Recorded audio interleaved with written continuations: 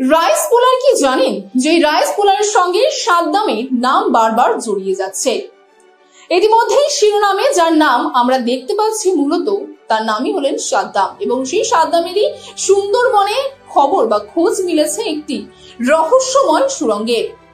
এই সাদ্দাম নাকি রাইস পুলার, অস্ত্র, সোনা এবং অ্যান্টিকের কারবার করতেন, এবং এই সমস্ত কারবারই নাকি চলতো এই সুড়ঙ্গের মধ্যে দিয়ে। তবে যে প্রশ্নের উত্তরে ইতিমধ্যে তল্লাশি চলছে, সেই সাদ্দামেরই উত্থান কোথা থেকে সেটা কি জানেন? সে বিষয়ে আপনাদের জানাবো। মূলত জানা যাচ্ছে যে দীর্ঘ 20-22 বছর ধরে দক্ষিণ বারাসাত, কুলতলি বিভিন্ন জায়গার দুষ্কৃতীরা মিলিত হয়ে একটি বড় সড়ো চক্র তৈরি করে। তারা বলতে পারেন সেই চক্রই কিন্তু চলছে এত বছর ধরে। ইতিমধ্যে যে বিষয় নিয়ে বেশি কৌতূহল সৃষ্টি হয়েছে তা হলো রাইস পুলার। এই রাইস পুলার নিয়ে অনেকের মধ্যে অনেক রকম প্রশ্ন আছে, তবে সেই প্রশ্নের জবাব পেতে হলে আমাদের যেতে হবে ইতিহাসের পাতায়। যেমনটা জানা যায় যে কথিত যে ইংরেজ আমল রয়েছে, সেই আমলেই নাকি জমি জরিপের জন্য তামার দণ্ড ব্যবহার করা হতো।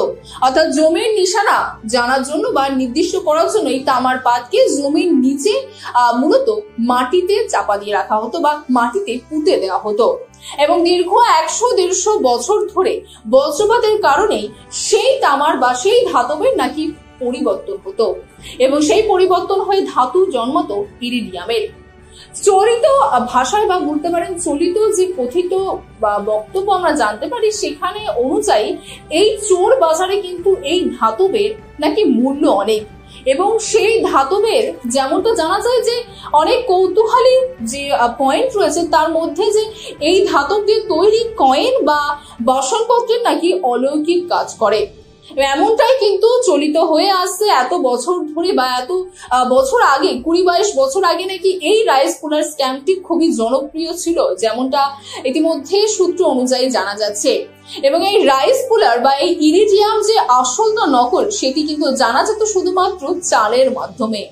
অর্থাৎ লোহা যেমন মূলত লোহা যেমন চুম্বককে আকর্ষণ করে বা চুম্বক যেমন লোহাকে আকর্ষণ করে, ঠিক তেমনি এই ধাতব নাকি চালকে আকর্ষণ করে, এবং তার পক্ষ থেকে বা সেভাবেই কিন্তু এই ধাতবের সত্যতা যাচাই করা হতো।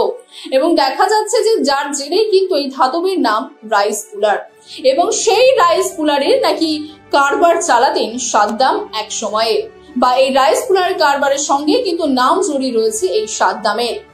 আমরা জানি যে বিজ্ঞানে কিন্তু এই ধরনের ধাতবের কোনো বাস্তবতার কোনো উদাহরণ কিন্তু আমরা এখনো পাইনি।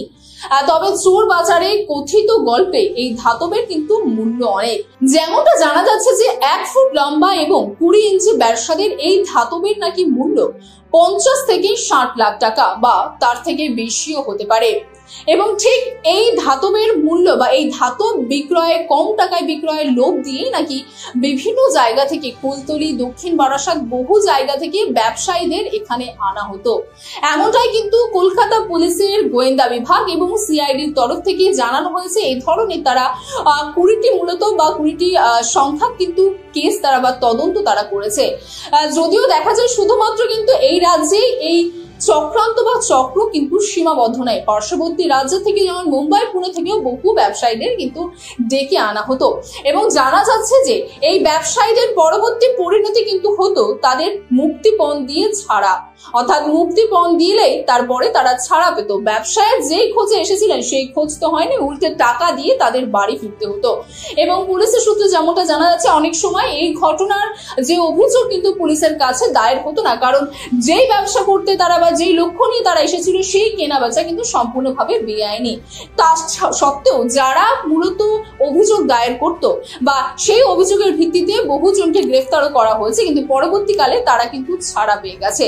অর্থাৎ সেই চক্র কিন্তু এখনো চলছে। তাই কালের পরিবর্তনে যে এক সময় যেখানে রাইস পুলার নিয়ে কিন্তু চক্র চলেছিল বা রাইস পুলার স্ক্যাম চলেছিল, এখন কিন্তু সেটা ছাড়িয়ে চলছিল অ্যান্টিকের ব্যবসা। নকল অ্যান্টিকের ব্যবসায় কিন্তু মূলত বলতে পারেন ফুলে ফেপে উঠেছিল এই সাদ্দামেরা।